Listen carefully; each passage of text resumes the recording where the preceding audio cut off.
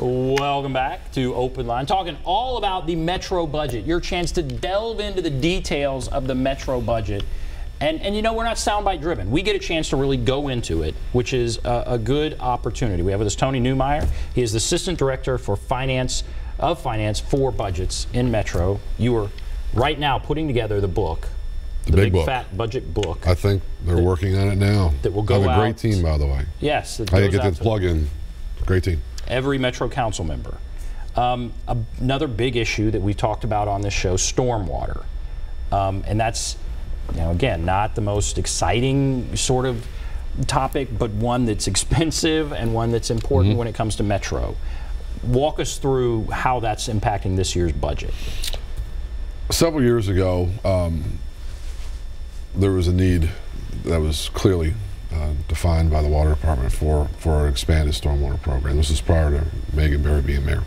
And when I was at the Water Department, because it was my previous employer before I transferred to the Finance Department, we developed a brand new plan, rate plan, to address all the needs. That was not, that was, I think, fair. Is addressing everything fairly. Is not being, you know, trying to Cadillac things or make a big, huge budget of things you wish list type things. It was actually addressing the needs appropriately over time. And when we talk about needs, you know, what do we mean here? Are we talking about areas that flood, essentially? Yeah, this is, you know, the stormwater, if it doesn't rain, it's not an issue, but Nashville's actually sitting in a bowl and it's low, and water goes to the lowest spot, and stormwater is an issue. If you go back to Germantown again, you've got, used to be one house on a lot with grass. Now you've got, I don't know how many houses they're going to put on it, and there's no grass now. There's no place for runoff. And you also have places of town, Sylvan Park and East Nashville, that don't have stormwater systems at all. So you need to develop, you need to install those to properly convey the water. Because the regulations on stormwater are getting, you know, they're starting to pay attention to that because it does carry sediment and everything else. So that's what we're talking about. It affects water quality. And that's obviously not an inexpensive thing. No, it's not. So, you know, where are we coming at it again from this budget? What they did is the council passed. Mayor Berry had a plan. We implemented it. Council passed. We increased stormwater rates as a city, trying to impact, more evenly distribute the rates amongst the different customer classes, to generate enough revenue to increase what needs to be done. There's we call it the A projects, which were the capital projects, and the C projects, which I know council knows a lot about it, which are more the maintenance type activities. Those two line items have been drastically increased, and there's a plan for those over time. There's also their increased street sweeping. They're going to add, you know, maintenance crews, buy more vehicles. So their capital plan for next year is, if I remember correctly, is $15 million. And over 5 years, it's going to be $130 million. Now, to put that in perspective, the 5 years previous to that, it was only $50 million. So they're more than doubling it. And their operating budget was only $14 million, and now it's going to be closer to $36 million. So this is a priority. Yeah, and I think it's a quality of life issue at the end of the day. It really is, and it's a water quality issue too. I don't want to speak for water because I don't work there anymore, but that is true. How far along does this get us to solving the problem? Is that just I think it's a continuous. Is it a small step, or is it a major? I think it's such a big issue.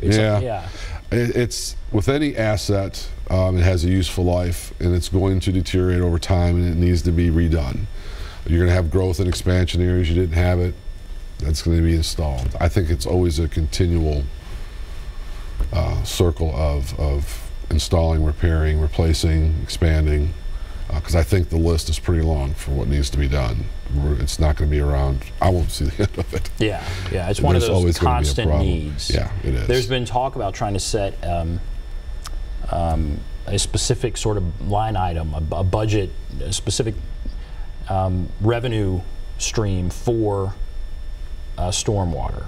They've got one. We do have that? Yeah, that's through the stormwater fee. That's assessed on their water bill. Okay. So that is there. Yeah, that is there. And that goes, that they have their separate fund, so it's accounted for separately. It's not commingled with water and sewer fees. It's totally separate. And this raises, kind of highlights how you've come at this from different perspectives, because you were in one department as the CFO, right? Chief Financial Officer in the water department. Now you are, with all of Metro. Yeah. So what's the difference? How does it differ? The budget side is, my background is in audit. I'm a CPA licensed in the state of Tennessee, and I was really on more of the operational side. Going to the budget side is a little bit different, because I think they just look at things differently. It's more in changes, or the language is different. It's also different, I think, looking at it from a department perspective, administrative perspective to all departments. You kind of understand why you did things the way you did them, now that I'm over on this side of the fence as opposed to the other side of the fence. I mean, to me, it's very big to be fair with everybody and use the same set of rules that you can for everybody, and just be open. And that's what the budget office always was with me when I was at water. So, but it is interesting, because different departments, they all have needs. Yeah.